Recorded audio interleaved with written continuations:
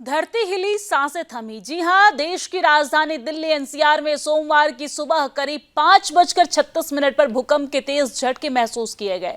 Richter scale पर भूकंप की तीव्रता 4 मापी गई है। भूकंप का केंद्र नई दिल्ली था और इसकी गहराई 5 किलोमीटर बताई गई है। भूकंप के तेज झटकों से दिल्ली, नोएडा, ग्रेटर नोएडा और गाजियाबाद के लोग घबराकर घरों से बाहर निकल आए।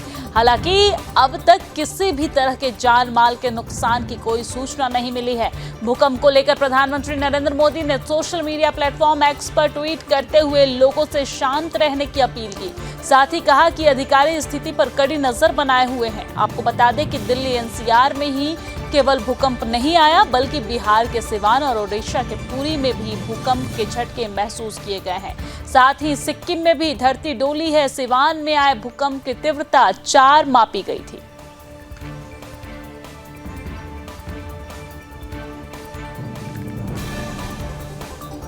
तो 2007 यहाँ पर छोटा छोटा अर्थक्वेक होता रहता है, तो आप लोग इसको नोटिस नहीं किए हैं। लेकिन ये अर्थक्वेक जो है आपका 4 पॉइंट जो अर्थक्वेक हुआ है वो धौला कुआं में हुआ है, जो आपका जो झील पार्क है, और 2007 में 4.6 मैग्नीट्यूड का अर्थक्वेक वहां पर हुआ था।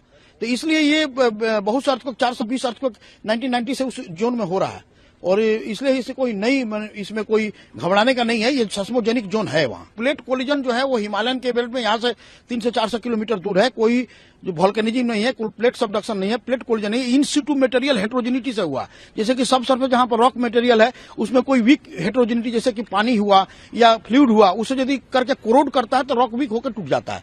तो ये टूटना लाजमी था। 4 पर टूट गया तो अच्छा है, क्योंकि 4.6 तक टूटा है वो रीजन, तो आज 4 पर टूटा है। थोड़ा सैलो था 5 किलोमीटर, इसलिए परसेप्टेबल शेकिंग था। एक्चुअली 4 पॉइंट मैग्नीट्यूड या 4.2 मैग्नीट्यूड के बाद 1.1 और 1.2 मैग्नीट्यूड लेसर होगा, जो अर्थक्वेक आफ्टर शॉक जिसको बोलते हैं, वो होना लाजमी होता है, क्योंकि वो हील कर देता है। यदि कोई जो है रॉक मटेरियल ऊपर गया होगा तो उसे हील करने के लिए होता है।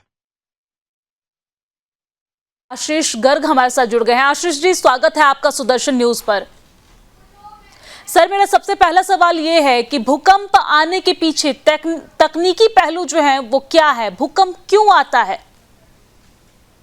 देखिए, भूकंप का बिल्कुल सिंपल है, और हम काफी पढ़ भी रहे हैं इसके बारे में, जानते भी हैं कि जो यूरेशियन प्लेट, जो एशियन प्लेट का आपस में एक जो प्रेशर के माध्यम से दबाव बन रहा है, तो इसकी वजह से जो हमारी प्लेट, यूरेशियन प्लेट थोड़ी बैंड हो गई है और काफी बड़ा प्रेशर क्रिएट हो गया है, तो धीरे धीरे ये रिलीज हो रहा है, और इसका कोई डेफिनेट टाइम नहीं है।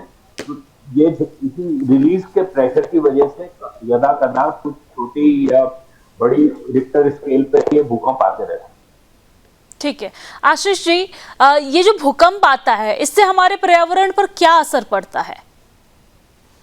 देखिए, पर्यावरण पे इसका असर तो, बड़ा अच्छा सवाल है आपका, लेकिन मैं ये कहना चाहूंगा कि पर्यावरण से ज्यादा इस पे जान माल की हानि और जो एक अनिश्चितता का वातावरण बना रहता है, वो एक सोचने वाला विषय है। और इसीलिए मैं हमेशा ये बात कहता रहता हूँ कि भूकंप जो है, भूकंप हमें नहीं मारता, इंसान को नहीं मारता। तो हमारे बनाए हुए जो कंक्रीट के या पत्थरों के मकान हैं, इनकी वजह से जो भूकंप में जो इसका डैमेज होता है वो हमको मारते हैं। फॉर एग्जाम्पल, यदि आप किसी को पुराने स्टाइल के जो हमारे मकान होते थे, जिसमें हम मिट्टी के झाड़ फूस के मकान बनाते थे, तो भूकंप कितना भी तेज आ जाए उसमें यदि डैमेज होगा, हमारी उससे कोई हमारे जान माल का नहीं होगा।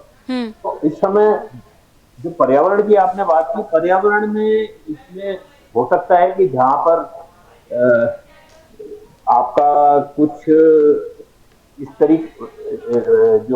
तरीके का कभी कभी उसमें किसी वजह से नदी का डायरेक्शन चेंज हो जाता है, या कभी पहाड़ों में क्रैक्स आ जाते हैं, तो उसकी वजह से जो बदलाव आएंगे वो एक बहुत बड़ा विशाल सब्जेक्ट है, वो जिसके बारे में हम इस प्रोग्राम में बात नहीं करते। ठीक है तो आशीष जी, हमको ध्यान इसमें देना पड़ेगा कि जो हम जिस तरीके के भूकंप के मिटिगेशन या अर्थक्वेक रेजिलिएंट स्ट्रक्चर्स पर हमको जाना पड़ेगा। ये इसका एक सबसे बड़ा सॉल्यूशन है। लेकिन इस समय अनफॉर्चुनेटली हम क्योंकि उत्तराखंड से हैं, हिमालय में सारा कॉन्क्रीटाइजेशन हो रहा है, आरसीसी स्ट्रक्चर्स बन रहे हैं, जो इस भूकंप उसको झेलने के लिए बिल्कुल सेफ भी नहीं है और पर्यावरण के लिए भी अच्छे नहीं है। जी ये मेरा कहना है। जी आशीष जी, भूकंप जब आता है तो उस टाइम पे लोगों को क्या करना चाहिए, क्या नहीं करना चाहिए, जरा दर्शकों को बता दीजिए, क्योंकि आज के समय भूकंप जो है वो बहुत फ्रिक्वेंटली से आता है। पहला एक समय था जब भूकंप मुझे लगता है कि कई बार तो कई ऐसे बच्चे हैं जो भूकंप बहुत सालों तक देखे ही नहीं होंगे, लेकिन आजकल भूकंप जो है बहुत फ्रिक्वेंटली आता है। तो ऐसे समय में आम जनता को, लोगों को क्या करना चाहिए, क्या नहीं करना चाहिए? देखिए, इससे भूकंप से हमें सचेत रहने की जरूरत है, घबराने की जरूरत नहीं है। तो इसमें हमें, जैसा आपने मेरे से पूछा, कि कुछ मैं प्रैक्टिकल टिप्स आपको देना चाहूंगा कि जनरली हमको जैसे भूकंप आता है तो इसमें हमें बिना पैनिक किए कुछ ऐसी जगह चले जाना चाहिए जो बड़ी सेफ हो, हमारे घर के अंदर ही। फॉर एग्जाम्पल, कोई बड़ी टेबल हो, जो बड़ी मजबूत टेबल हो, हम उसके नीचे जा सकते हैं, जिससे कि ऊपर से कोई मलबा गिरता है या कोई बीम या दूसरे स्ट्रक्चर गिरते हैं तो हम उसके नीचे सेफ रहें। या कुछ इस तरीके की हमको एक लोकेशन सोचनी पड़ेगी और जैसे ही भूकंप आए बिना पैनिक किए उसके नीचे जाके बैठ जाए जब तक भूकंप है। और यदि आपका ऐसा है, ग्राउंड फ्लोर पे घर है, तो आप दरवाजा खोल के बाहर निकल के भी खड़े हो सकते हैं खुली जगह। दूसरा यह है, आपको किट बनाने की जरूरत है अपने पास।